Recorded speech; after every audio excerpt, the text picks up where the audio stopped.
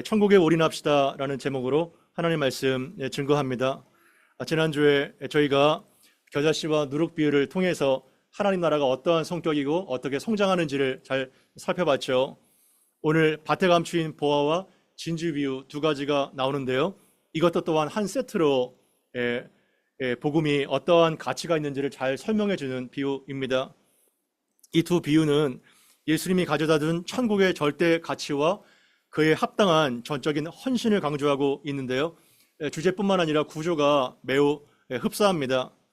이 구조에 살펴보면 유사성과 차이점이 공히 존재하는데요. 쉽습니다. 어떠한 유사성이 있을까요? 매우 값진 보화를 농부와 그리고 상인이 다 발견하게 되죠. 그래서 발견이라는 단어가 다 등장합니다. 그리고 기쁨으로 돌아가서 자신의 모든 소유를 다 팔아가지고 결국은 그 값진 보물을 소유하게 되죠. 차이점이 또한 있습니다. 어떠한 차이가 있을까요? 이 밭에 감추인 보화를 발견한 농부는 굉장히 우연하게 그리고 우발적으로 이 보화를 발견하게 되죠. 오직 하나님의 주권과 은혜로 그 사람은 보화를 발견하게 된 것입니다. 그러나 반대로 좋은 진주를 찾아다녔던 이 상인은 어떻게 그 좋은 진주를 발견했을까요? 계획적이었죠. 그리고 어떤 목적성을 가지고 지속적으로 끝없이 값진 진주를 찾다가 결국은 발견하게 되었던 것입니다. 진리를 향한 항해와 같이 마치 신대륙을 발견한 콜럼버스처럼 결국 그 보화를 발견하게 됐던 것입니다. 또한 신분의 차이도 있죠. 어떠한 신분의 차이가 있을까요? 이 밭에 감추인 보화를 발견한 자는 그 밭의 주인이 아닙니다. 그 밭의 주인이었다면 모든 것들을 팔아서 그 밭에 살 이유가 없겠죠. 이 사람은 소장농이었고 종의 신분이었습니다. 학식도 그리고 소유도 그 어떠한 능력도 없는 그냥 하루 벌어서 하루 먹는 그러한 가난한 자였죠. 그러나 진주장사는 어떠한 사람이었나요? 매우 탁월한 사역가였습니다. 그리고 재벌가였고 기업인이었죠. 그 사람은 재력뿐만 아니라 지식과 지혜와 경험과 능력이 아주 출중한 그러한 자였습니다. 그러나 주어진 부와 안락함에 만족하지 않고 끝없이 진리를 추구하며 사는 그러한 구도자적인 자였죠. 그러나 결과적으로 우연이든 아니면 목적성을 갖고 있어도 의도적이든 그 보화를 절대 가치를 발견한 이들은 자신의 모든 것들을 다 내버리고 그 보화를 소유했다는 것이 이 스토리의 내용입니다. 우리 먼저 밭에 감추인 보화 비유 44절을 같이 한번 읽어보겠습니다. 시작. 천국은 마치 밭에 감추인 보화와 같으니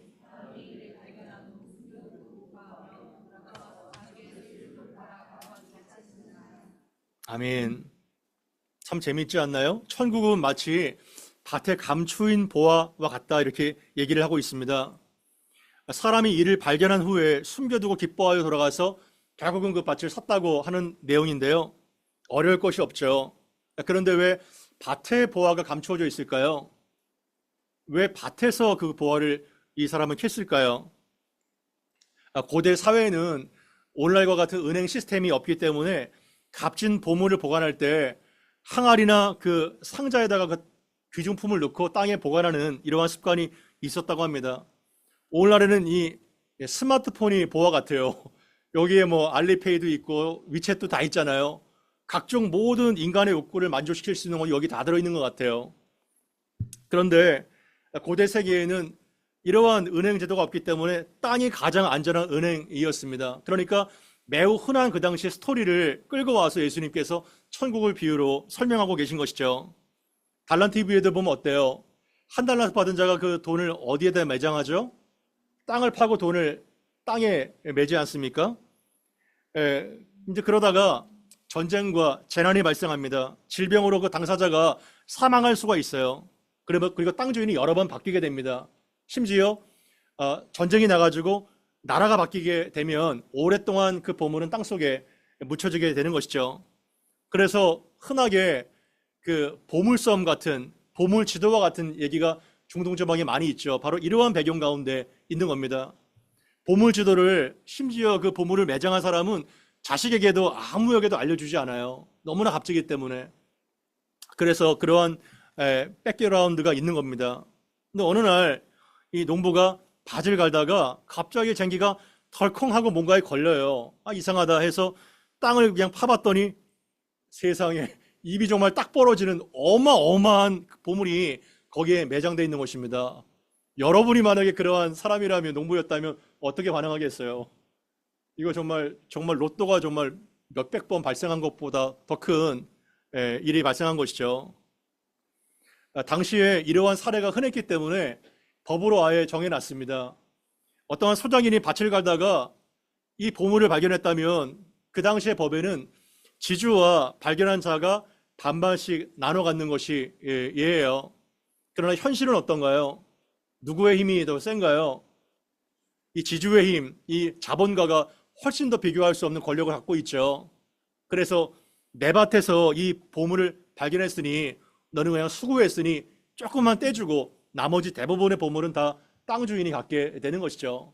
이 사실을 난 이 농부는 이 엄청난 보화를 발견한 다음에 어떻게 행동했을까요? 우리가 길 가다가 1,000원짜리 하나도 밟으면 그냥 주위를 그냥 본능적으로 보게 되잖아요.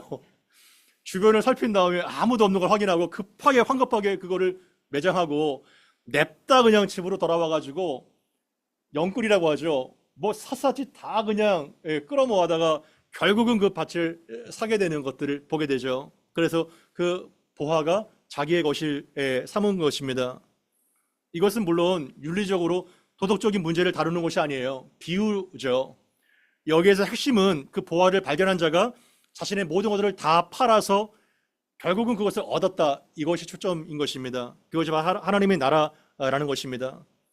여러 진리를 이렇게 유추해 볼 수 있겠죠. 먼저 밭의 감추인 보화라는 것이 재미있지 않나요?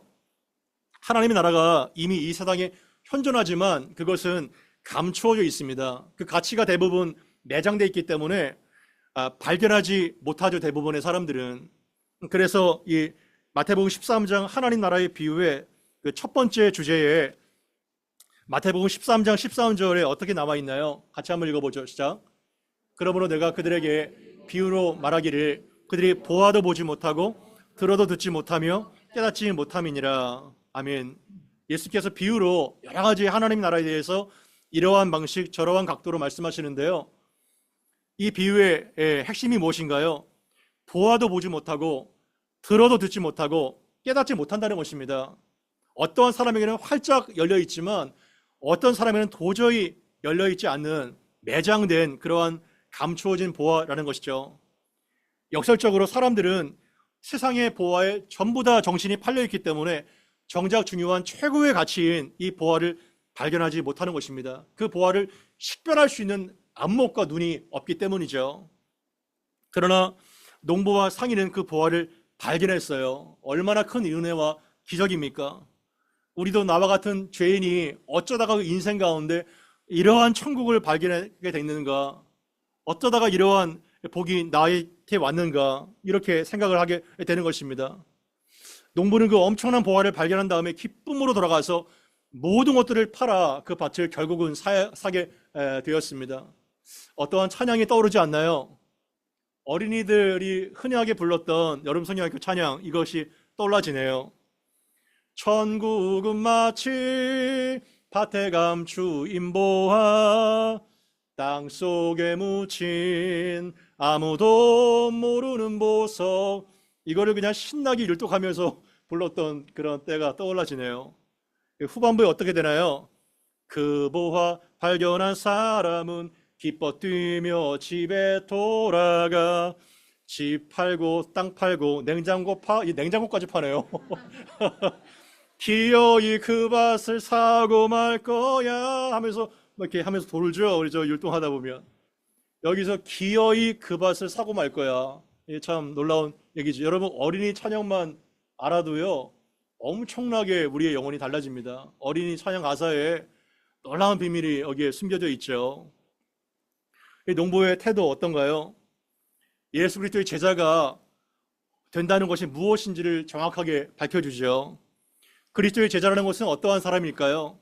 하나님 나라의 복음을 통해서 바로 천국의 가치를 발견한 사람입니다. 그는 본 자고 깨달은 자고 들은 자죠. 그러한 자는, 하나님 나라를 정말 발견한 자는 이전의 삶과 그 사람의 지금 삶이 절대로 같을 수가 없어요. 같을 수가 없습니다. 왜냐하면 그 보화를 받기 때문에, 찾았기 때문에 그 삶의 모든 가치관과 인생의 목적과 태도와 나의 소유와 가족과 그 모든 능력과 은사에 대한 것들이 다 달라지게 됩니다. 경험하셨죠? 이 모든 것과 비견될 수 없는 절대 가치인 하나님 나라를 위해서 모든 것들을 다 팔아서 결국은 그것을 사게 되는 것이죠. 이것을 통해서 우리는 누가복음 14장 33절을 보게 되는데요. 이 말씀의 해석을 더 명확하게 해줍니다. 같이 한번 읽어보죠. 시작. 이와 같이 너희 중에 누구든지 자기의 모든 소유를 버리지 아니하면 능히 내 제자가 되지 못하리라. 아멘. 바로 예수께서 제자들에게 제자도에서 말씀하시는 내용인데요. 이와 같이 너희 중에 누구든지 자기의 모든 소유를 다 버리지 아니하면 능히 내 제자가 되지 못하리라. 여기에서 보화에 비교해서 다 모든 것들을 팔아서 그 밭을 샀죠. 모든 소유를 버린다는 것과 판다는 것이 같은 의미예요. 그러니까 제자도가 무엇인지를 가장 명확하게 보여주는 것이 바로 이러한 비유와 같다는 것입니다. 그러나 이 의미는 모든 재산을 다 팔아서 교회에 헌금하라, 내가 갖고 있는 모든 재산과 재능을 다 선교와 구제하는 데 투자해라, 이러한 것일까요? 그러한 것이 아닙니다. 물론 이렇게 말씀을 전한다고 해서 그러한 사람이 있을까요? 도대체 그런 사람 없어요. 하지만 그것보다 더 깊고 본질적인 의미와 적용이 있게 되는 것이죠. 여러분, 하나님이 헌금이 필요할까요? 그렇다면 우리가 얼마의 값을 지불하고 천국을 살 수 있을까요? 이러한 의미는 하나님 나라를 얻기 위해서 대가의 지불이 필요하다는 의미입니다. 아멘. 대가의 지불이 필요하다는 거예요. 그리스도의 제자는 하나님 나라를 사기 위해서 자신의 모든 소유를 다 지불한 자인 것입니다. 그 결과 어떠한 일이 발생했냐면 자신의 소유권이 누구에게로 이전이 돼요? 하나님께로 이전되는 것입니다. 물론 우리는 일상의 삶을 살면서 먹어야 되고 입어야 되고 그리고 자녀를 교육해야 되고 여러 가지 필요가 있죠. 그 모든 것들을 하나님 다 아시죠. 그러나 인생을 살 때에 하나님께서 어느 순간에 스탑, 이제 너의 모든 것을 반납해 하게 되면 언제든지 기쁨으로 반납할 수 있는 자세로 우리가 그것을 사용해야 된다는 것이죠. 하나님의 통치가 바로 하나님의 나라의 핵심인데, 하나님의 보화를 발견한 다음에는 절대적으로 여기었던 그 세상의 보화가 이제는 복음으로 인해서 뭐예요? 상대적인 가치로 바뀌어지게 됐다는 것입니다. 우리가 그토록 여전히 세상의 보화를 꽉 움켜쥐고 놓지 않은 이유가 뭘까요? 천국의 가치를 아직 발견하지 못했기 때문이죠. 하나님 나라가, 하나님이 왕이 되셔서 당신의 백성들을 통치하는, 통치권을 행사하는 것이 바로 하나님의 나라예요. 그러니까 제자가 된다는 것은 나의 모든 것들을 그분께 이양함으로 삶의 모든 영역에서 하나님의 통치를 받는 것, 그것이 바로 내 모든 것들을 판다는 의미입니다. 아멘. 그래서 하나님이 나를 마음껏 쓰셔서 주장하셔서 천국의 기쁨을 더 누리게 되는 것이죠. 이것이 진주의 비유와 또한 같은 맥락입니다. 우리 45절 46절 진주의 비유도 한번 읽어보죠. 시작. 또 천국은 마치 좋은 진주를 구하는 장사와 같으니 극히 값진 진주 하나를 발견함에 가서 자기의 소유를 다 팔아. 아멘. 두 가지가 이게 한 세트죠. 쌍둥이와 같은 내용입니다. 여기에서 앞에는 천국이 마치 밭에 감추인 보화라고 얘기했지만 여기에서 천국은 좋은 진주가 아니에요. 그 좋은 진주를 찾아다니는 장사, 상인과 같다, 이렇게 얘기를 하고 있는 것입니다. 그러니까 이 상인의 태도와 가치관과 결단이 마침내 극히 값진 진주를 발견하게 된 것이죠. 천국을 진행하는 프로세스가 여기에 나와 있는 것입니다. 여기에서 약간 오해가 있을 수 있어요. 오늘날의 진주 값은 얼마나 될까요? 오늘날의 진주 그렇게 비싸진 않아요. 여기 라오야이치에 가게 되면 그 앞에 진주청이 있어요. 많이 가보셨죠? 라오야이치에 그 앞에 있는 진주청, 거기 가면요 정말 가짜가 아니에요. 진짜 진주를 아주 가성비 있게 살 수가 있습니다. 그 주인이 저한테 알려주더라고요. 진짜 진주와 가짜 진주를 구별하는 방법. 시간 관계상 다 말씀을 못 드리겠는데요. 혹시 말씀 끝나고 알기를 원하시는 사람 개인적으로 물어보세요 하면 제가 자세하게 알려드릴게요. 그 진짜 진주예요. 근데 오늘날의 진주는 왜 이렇게 가격이 폭락했을까요? 양식을 하기 때문에 양식을 통해서 많은 진주의 값을 얻을 수 있는데요. 옛날에는 양식이 없었잖아요. 그래서 페르시아만이나 인도양에서 자연산을 구하는 진주는요, 가장 최고의 가치였어요. 가장 최고의 가치. 값으로 환산할 수가 없어요. 정말 몇 캐럿의 다이아몬드보다 더 비싼 것이 바로 진주입니다. 그거를 이 사람은 집요하게 추적해서 찾으러 다닌 거예요. 자기의 모든 것들을 다 동원해서 전문 지식, 재산, 예리한 감각, 인맥 모든 것들을 다 동원해서 마침내 정말 레전드급의 그 진주를 발견하게 된 것입니다. 다른 사람은 그 가치를 전혀 몰라요. 볼 눈이 없기 때문에. 그러나 이 사람은 전문가이기 때문에 정확하게 이것이 얼마나 어마어마한 가치를 발견하고 기쁨으로 흥분하고 돌아가서 자신의 모든 것들을 다 팔아서 결국은 그 진주를 손에 거머쥐게 됩니다. 주변의 가족들, 친구들 다 미쳤다고 얘기할 거예요. 네가 지금 돌았냐? 미쳤냐? 이 진주 하나를 사기 위해서 그 모든 것들을 다 팔아? 이렇게 비난했을 것입니다. 여러분들 그렇지 않아요? 예수 믿으면 밥이 나오냐? 교회 가서 왜 그렇게 하루 종일 있냐? 일주일에 한 번만 가고 일 있으면 빠져도 되지. 여러 가지 비난이 있어요. 그러나 이 상인은요, 그 비난과 조롱하는 친구에게 어떻게 대답할까요? 너는 몰라. 너는 그 가치를 몰라. 이것이 얼마나 어마어마한 것인지를 알지를 못해. 이렇게 대답을 할 수 있겠죠. 그리고 그 친구가 정말 사랑스럽다면 그 친구에게 이 가치로 초대를 하게 될 거예요. 바로 세상 사람들은 이해를 전혀 할 수가 없죠. 그래서 우리를 조롱하고 비난하고 오해를 하게 되는 것입니다.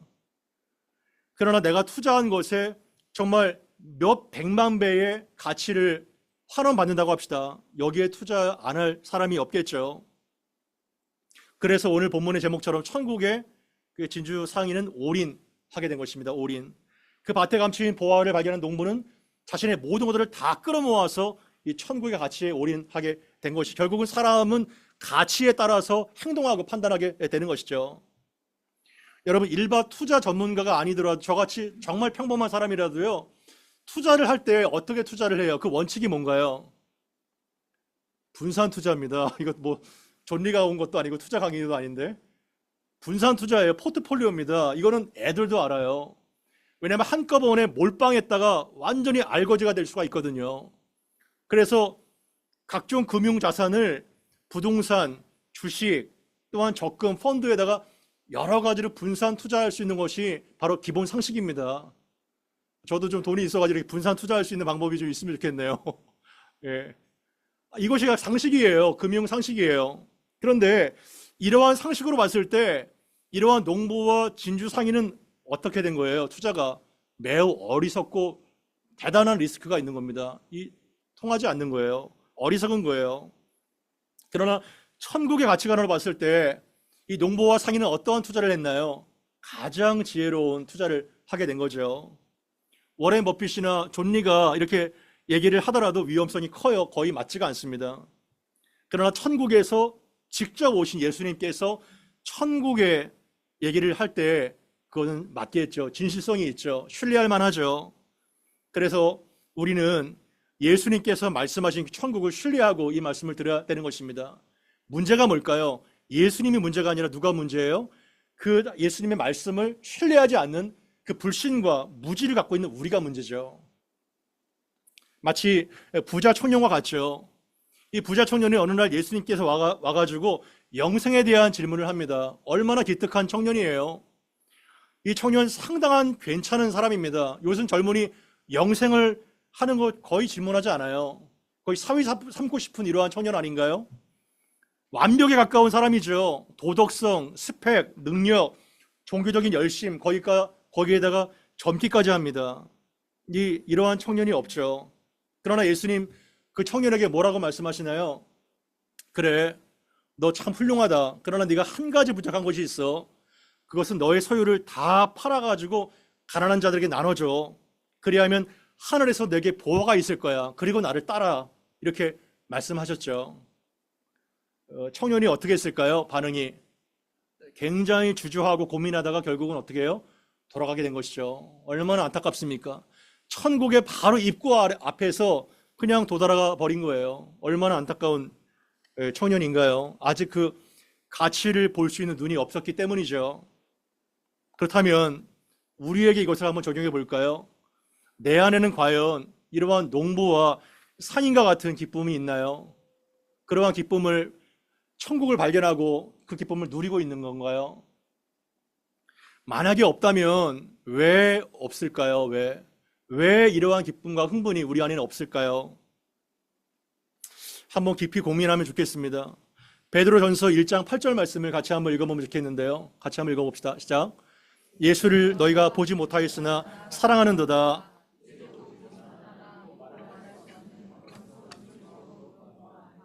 아멘. 흩어져 있는 나그네와 같은 1세기 핍박과 그리고 순교 가운데 직면한 성도들에게 사도 베드로가 급한 편지입니다. 그러나 이들은 뭐예요? 예수를 너희가 보지 못하였으나 사랑하는도다. 이제도 보지 못하나 믿고 말할 수 없는 영광스러운 즐거움으로 기뻐한다. 이렇게 기록하고 있는 것입니다. 믿고 말할 수 없는 영광스러운 기쁨. 여러분, 사람이 살다 보면요, 기쁨을 주는 게 있어요. 사람이 기쁨을 주고, 자녀가 기쁨을 주고, 친구가 기쁨이 되죠. 그리고 돈이 기쁨이 되고, 즐거운 여행과 만난 음식과 기쁨을 주는 여자가 많죠. 그러나 1세기 예수를 믿으면 당장 죽임밖에 될 수 없는 그 핍박과 가난과 그 온갖 슬픔 가운데 직면한 그들이 기쁨거리가 있으면 얼마나 기쁨거리가 있겠어요? 뭐가 기쁨이 될 수 있겠어요? 그러나 그들은 unspeakable joy, 말할 수 없는 기쁨, 영광스러운 즐거움으로 기뻐합니다. 기가 막히지 않나요? 하지만 우리는 그들과 비교할 수 없는 부요함과 안전함에도 불구하고 왜 우리는 그러한 말할 수 없는 영광스러운 기쁨, unspeakable joy가 왜 없을까요? 이것이 우리의 고민입니다. 혹시 우리는 아직 천국을 발견하지 못한 사람은 아닐까요? 아직 그 가치를 볼 수 없는 소경은 아닌가요?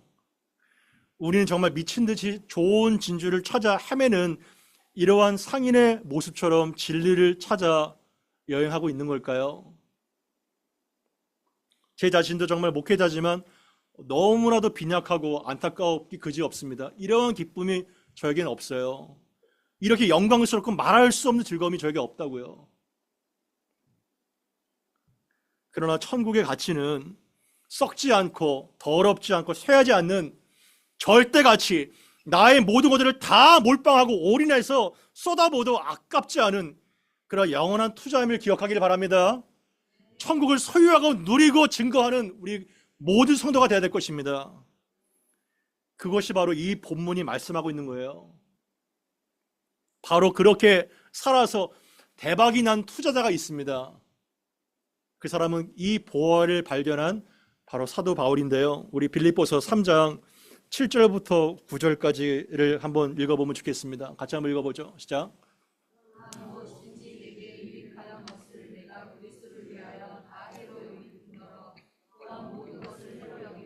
내 주 그리스도 예수를 아는 지식이 가장 고상하기 때문이라. 내가 그를 위하여 모든 것을 잃어버리고 배설물로 여김은 그리스도를 얻고 그 안에서 발견되려 함이니, 내가 가진 의는 율법에서 난 것이 아니요 오직 그리스도를 믿음으로 말미암은 것이니 그 믿음으로 하나님께로부터 난 의라. 아멘. 예수 그리스도를 만나기 전 사도 바울은 자랑거리가 매우 많았던 사람입니다. 1절부터 6절까지 그가 자랑거리가 얼마나 많았는지를 얘기하지 않습니까? 히브리인 중에 히브리인이었고 8일 만에 할례를 받았고 가장 탁월한 유대 랍비의 후보생이었고 열심으로는 바리새인처럼 율법에 흠이 없는 이러한 어마어마한 자였습니다. 그러나 그가 자랑했던 모든 것들은 보석이 아니라 잡석이었죠. 반짝이는 모든 것들이 다 금이 아니에요. 그래서 무엇이든지 내게 유익하던 것을 내가 그리스도를 위하여 다 해로 여길 뿐더러, 여기에서 여기다라는 말이 계속 나옵니다. consider, 여기다라는 말은 어떤 의미냐면 깊은 숙고와 묵상과 그러한 깊은 성찰을 통해서 자랑거리들이 해와 배설물이 되었다는 결론에 도달한 것입니다. 그래서 모든 것들을 해로 장애물로 여김은 내 주 그리스도 예수를 아는 지식이 가장 고상하기 때문이라. 아멘. 결국 그 밭에 감추었던 보화를 발견한 농부처럼 최고의 진주를 발견한 바울이 내 주 그리스도 예수가 가장 탁월한 보화와 진주라는 것을 결국은 발견했던 것입니다. 그래서 세상에 그 잘난 학벌과 그 많은 지식과 지혜와 인기와 명성이 아무것도 아니고 오히려 그리스도를 만나기에 해가 되었고 오물이 되었다는 것을 그가 깨닫고 감격하면서 이것이 쓴 거게 된 거예요. 왜냐하면 최고의 진주를 발견했기 때문에. 그래서 내가 그를 위하여 모든 것을 잃어버리고, 여러분 잃어버린 것은 뭐냐면 모든 것을 팔아서 그 밭을 산 거와 똑같습니다. 최고의 보화이신 예수 그리스도를 얻은 거죠. 그래서 모든 것을 잃어버리고 배설물로 여김은 그리스도를 얻고, 아멘, 그리스도를 얻었다는 거예요. 최고의 보화인 천국의 완전체인 그리스도를 얻었다는 겁니다. 얻었다. 여러분, 얻었다는 헬라어 단어 캡다이너, 이 얻었다는 것과 유사한 단어가 뭐냐면 마태복음 25장 달란트의 비유에 5달란트 받은 사람이 열심히 장사해서 5달란트를 남겼나이다. 2달란트 받은 데가 열심히 장사해서 2달란트를 남겼나이다. 이 남겼나이다, 얻었나이다와 똑같은 단어예요. 여러분들이 비즈니스를 하건 학생으로 공부를 하건 주부로 아이를 양육하건 무엇을 하든지 간에 여러분이 있는 자리에서 하나님 나라의 가치를 발견하고 얻게 되기를 바랍니다. 그것이 그리스도를 얻는 거예요. 얼마나 감격됐겠어요. 드디어 그 밭에 감춘 어마어마한 보화를 얻은 겁니다, 바울이. 그래서 뭐라고 고백해요? 9절에 그 안에서 발견되려 함이니, 그 안에서, 예수 안에서 내가 나의 가치와 정체성을 드디어 발견했다는 겁니다. 여러분들은 교회에 나와 있지만 세상에 살지만요, 대부분의 사람들이 자신의 포지션과 타이틀과 학벌과 소유와 명예와 인기와 세상이 부여해 준 그 명찰 달고 살아요. 그렇지 않아요? 정직해집시다. 세상이 부여해 준 그 명찰 달고 살아요. 누가 여러분들에게 집사님의 정체성이 뭔가요? 그리고 형제자매님의 정체성이 뭔가요? 자신을 한번 소개해 주시죠. 이러면 대부분 다 뭐라고 대답해요? 나의 타이틀, 나의 이력, 나의 화려한 성공 이력, 그런 것들이 나라는 정체성을 설명하는 겁니다. 그게 바로 잡석이라는 거예요. 그게 바로 해요 배설물이었다는 겁니다. 그러나 바울은 담에서 도상에서 그 엄청난 영광 가운데 빛 대신 예수님을 바라보면서 태양이 뜨니까 그 촛불 같은 것들이 아무 의미가 없어진 거 된 거예요. 그 안에서, 예수 안에서 내가 발견됐다는 겁니다. 이거는 뭐냐면 union with Christ, 그리스도와의 연합을 말하는 겁니다. 그 안에서 발견됐다는 것은. 그래서 내 모든 소유가 예수께로 이전되었고 소유권이 이전됐지만 동시에 어떤 것이 또 발견돼요? 예수의 모든 것들이 나의 것이 됐다는 거예요. 할렐루야. 이거 어마어마한 대박인 거예요. 내가 얼마나 추해요. 얼마나 죄대요. 내 모든 죄와 더러움과 내 모든 것들이 내가 드릴 수 있으면 얼마나 드릴 수 있어요? 몇 푼어치가 돼요.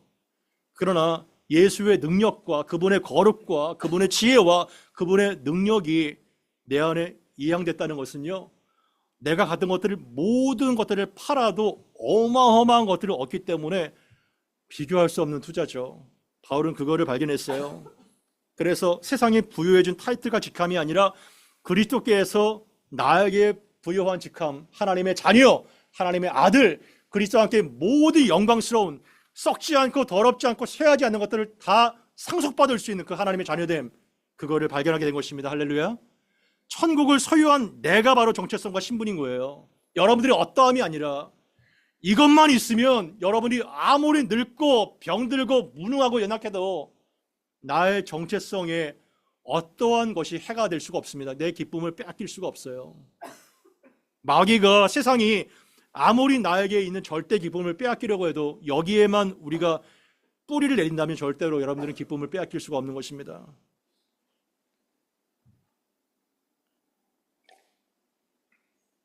이러한 찬양이 생각이 났어요. 목마른 사슴 시냇물을 찾아 헤매듯이. 여기에 2절을 기억하시나요? 2절. 금보다 귀한 나의 주님, 내게 만족 주신 주. 가사 하시면 다 같이 해볼까요? 당신만이 나의 기쁨 또한 나의 참 보배. 주님만이 나의 힘, 주님만이 나의 힘, 나의 방패, 나의 참소망, 나의 몸 정성 다 바쳐서 주님 경배합니다. 아멘. 가사가 얼마나 보석 같아요. 금보다 귀한 나의 주님, 내게 만족 주신 주, 당신만이 나의 기쁨 또한 나의 참 보배, 나의 참 보배. 주님만이 나의 힘, 나의 방패, 나의 참된 소망, 나의 몸과 정성 다 바쳐서 내 모든 소유를 다 팔아서 주님 경배합니다. 내게 있어서 정말 여러분들은 주님만이 금보다 더 귀한 주님이 맞습니까? 세상의 어떠한 가치와 기쁨보다 더 큰 기쁨을 주님께로부터 얻고 있습니까? 나의 모든 죄를 용서해 주시고 나에게 영원한 생명을 주시기 위해서 죽으시고 부활하신 그 예수님, 그 죄의 사함과 영원한 생명보다 더 큰 은혜가 과연 어디에 있을까요? 나는 얼마나 거짓된 세상의 기쁨으로 일희일비하고 살아왔는가? 감옥 안에서도 항상 기뻐하라, 감사하라 이렇게 외쳤던 사도 바울의 권면을 우리는 어떻게 받아들여야 되는지 생각해 보면 좋겠습니다. 바로 골로새서 2장 3절에도 보게 되면 그 안에, 예수 안에 지혜와 지식의 모든 보화가 감추어져 있느니라 이렇게 나와 있는 것입니다.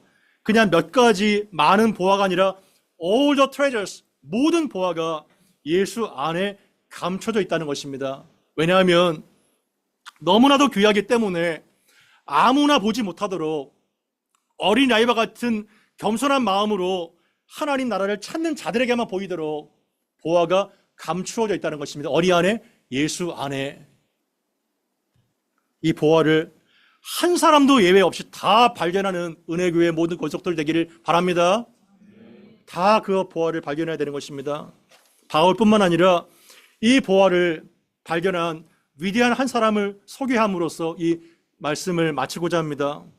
바로 그 사람이 C.T. 스터트입니다. 들어보셨을 사람도 있었을 거예요. 위대한 선교사요, 왜 국제 선교회를 창시한 이러한 C.T. 스터트입니다. 저희 부부가 바로 이 외국 소속 선교사로 10년 동안 사역을 했습니다. 이 C.T. 스터트의 부친이 바로 에드워드 스터트인데요. 이 에드워드 스터트가 인도에서 염료 사업으로 어마어마한 부를 축적한 거부입니다. 탁월한 사역가입니다. 지금으로부터 한 150년 전의 일이에요. 근데 그가 영국 외으로 돌아와서 경마, 사냥, 극장, 무도회를 즐기면서 이제 한가한 여생을 보내게 됩니다. 하나님을 모르니까요. 그러나 그가 우연히 무디의 전도 집회에 참석해서 극적으로 회심을 하게 됩니다. 마치 밭에 감추인 보화를 발견한 이러한 농부와 같이 C.T. 스터트의 아버지 에드워드 스터트가 이러한 엄청난 성령의 은혜를 받게 되죠. 그 후에 그가 낙으로 삼았던 모든 것들, 경마와 사냥과 오락들을 다 버리게 되고 가족과 친구와 친척들의 회심을 위해서 구령의 열정으로 그의 모든 것들을 쏟아붓습니다. 늘 런던에서 탁월한 성경고사들을 불러다가 집에서 성경 공부 모임을 계속 이어갔어요. 그리고 그의 세 아들을 집중적으로 전도하고 양육했습니다. 자기는 늙음하게 예수를 믿었기 때문에 아는 걸 별로 없잖아요. 탁월한 성경고사들을 계속 집으로 불러들어가 집에서 그냥 매주마다 말씀 공부가 이어진 것이죠.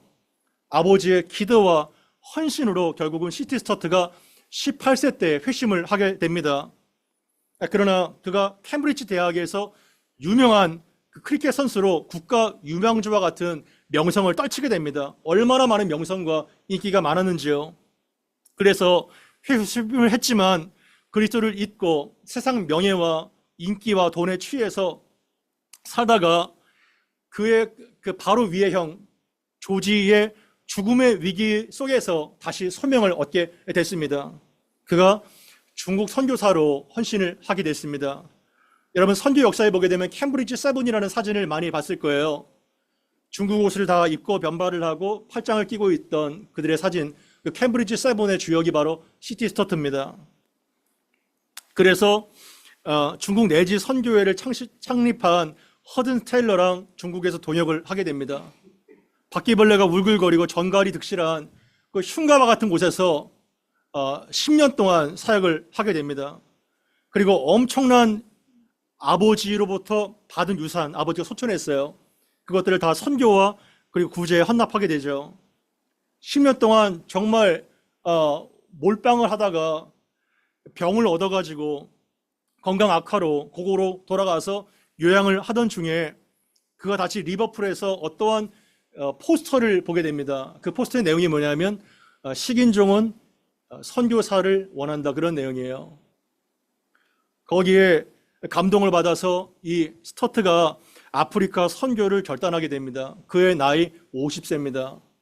그가 엄청난 중증 환자로 병을 앓고 있었어요.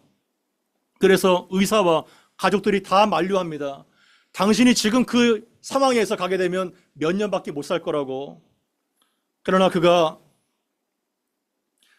자기의 원수가 가족이라 이 말씀을 받아서 그가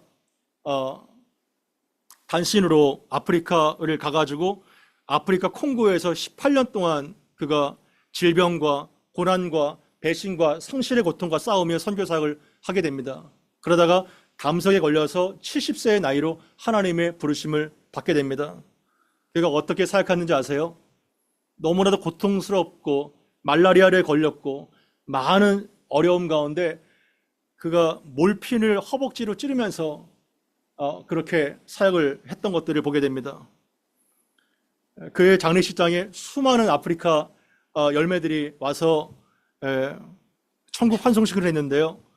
그 현지인들이 그에게 어떠한 별명을 지어줬냐면 하얀 추장이라고 별명을 지어줬습니다. 하얀 추장.